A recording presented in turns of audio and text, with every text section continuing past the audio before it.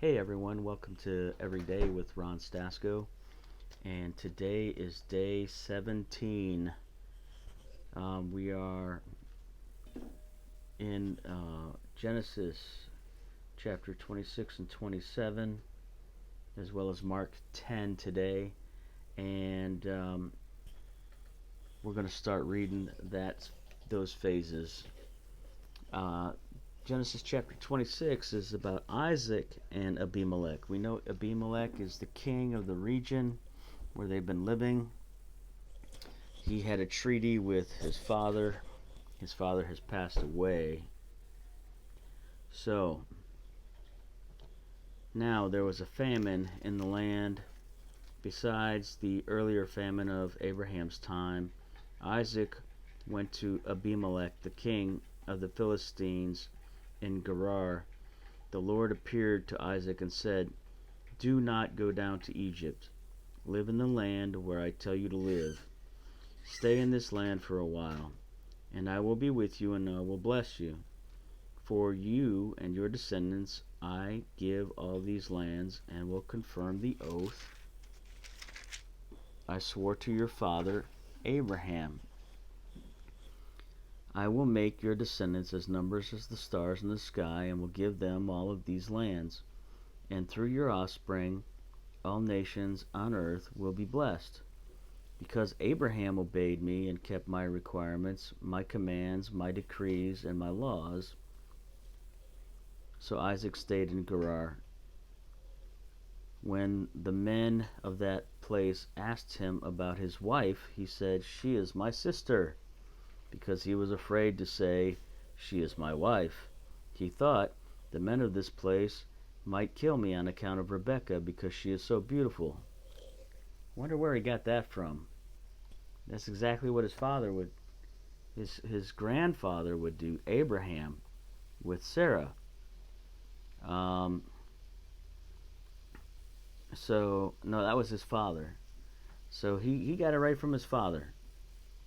Um, when Isaac had been there a long time, Abimelech, the king of the Philistines, looked down from a window and saw Isaac caressing his wife Rebekah. So Abimelech summoned Isaac. "She is really your wife. Why did you say she is my sister?" Isaac answered, "Because I thought I might lose my life on account of her." He's just like his dad. Isaac answered him. Abimelech said, "What is this you have done to us? One of the men might well have slept with your wife, and you would have brought guilt upon us." So Abimelech gave orders to all the people, "Anyone who molests this man or his wife shall surely be put to death." Isaac planted crops in the land, and the same year reaped 100-fold, because the Lord blessed him. The man became rich, and his wealth continued to grow until he became very wealthy. He had so many flocks and herds and servants that the Philistines envied him. So all the wells that his father's servants had dug in the time of his father Abraham, the Philistines stopped up, filling them with earth. Then Abimelech said to Isaac, "Move away from us. You have become too powerful for us." So Isaac moved away from there and encamped in the valley of Gerar and settled there. Isaac opened the wells that had been dug in the time of his father Abraham, then dug in which the Philistines had stopped up after Abraham died, and he gave them the same names his father had given them. Isaac's servants dug in the valley and discovered a well of fresh water there. But the herdsmen of Gerar quarreled with Isaac's herdsmen. "The water is ours." So we named the well Esek, which means dispute, because they disputed with Isaac. Then they dug another well, but they quarreled over that one also, and they named it Sitna, which means opposition. He moved on from there and dug another well. No one quarreled over it. He named it Rehoboth, saying, "Now the Lord has given us room, and we shall flourish in the land."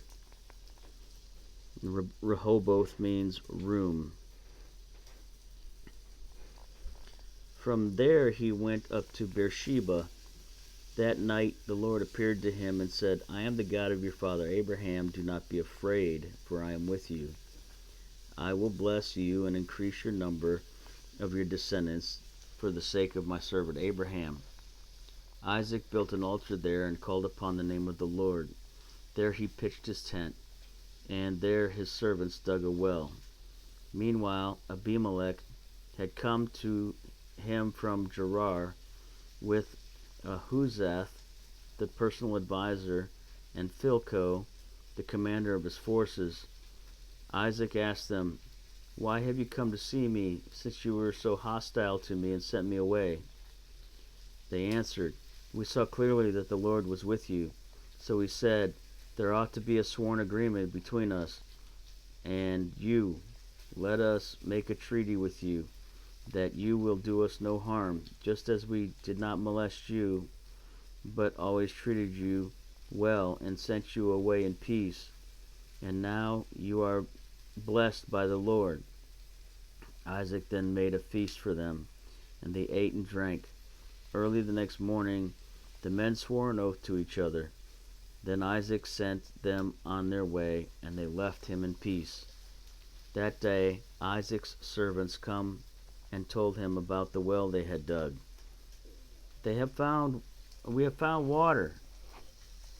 He called it Sheba, which means oath of the seven, oath or seven.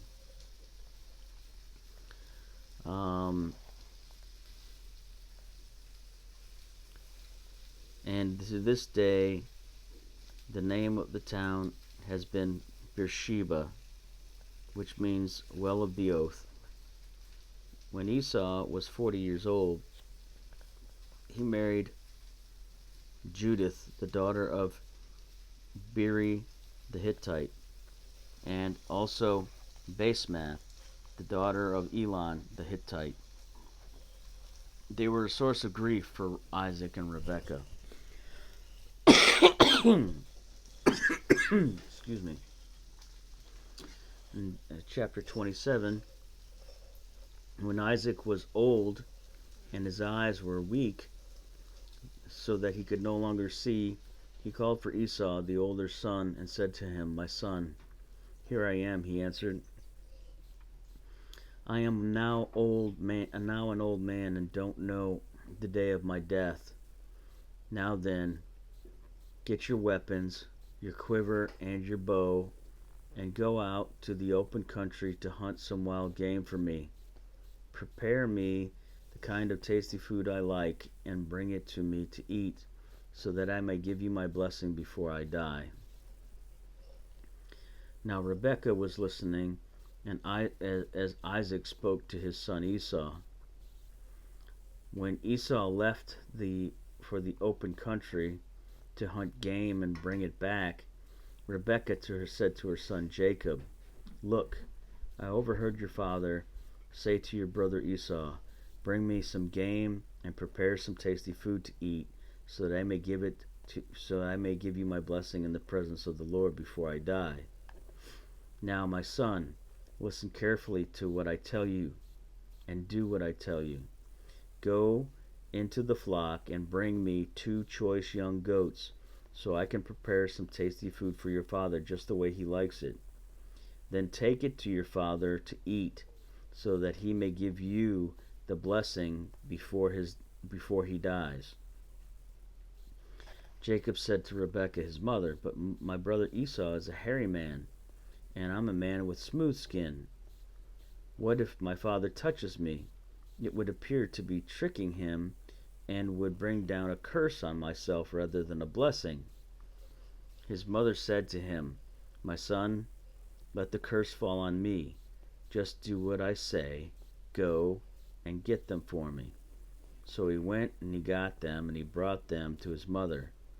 And she prepared some tasty food, just the way his father liked it.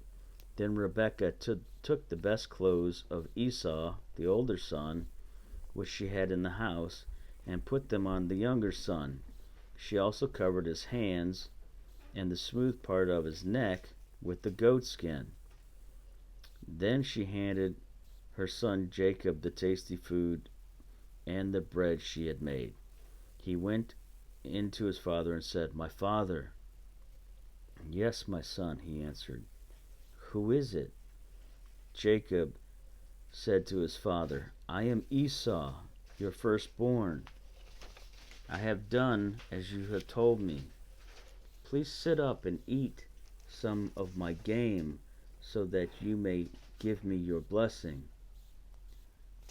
Isaac asked his son, "How did you find it so quickly, my son?" "The Lord God gave me success," he replied. Then Isaac said to Jacob, "Come near so I can touch you, my son, to know whether you are really my son Esau or not." Jacob went close to his father Isaac, who touched him and said, "The voice is the voice of Jacob, but the hands are the hands of Esau." He did not recognize him, for his hands were hairy like those of his brother Esau. So he blessed him. "Are you really my son Esau?" he asked. "I am," he replied. Then he said, "My son, bring me some of your game to eat, so that I may give you my blessing." And Jacob brought it out to him, and he ate it. And he brought some wine, and he drank. Then his father Isaac said to him, "Come here, my son, and kiss me." So he went to him and kissed him. When Isaac caught the smell of his clothes, he blessed him and said, "Ah, the smell of my son is like the smell of a field that the Lord has blessed. May God give you the richest, may God give you of heaven's dew and of the earth's richness, and abundance of grain and new wine. May nations serve you, and peoples bow down to you. Be Lord over your brothers, and may the son of your mother bow down to you. May the sons of your mother bow down to you. May those who curse you be cursed, and may those who bless you be blessed."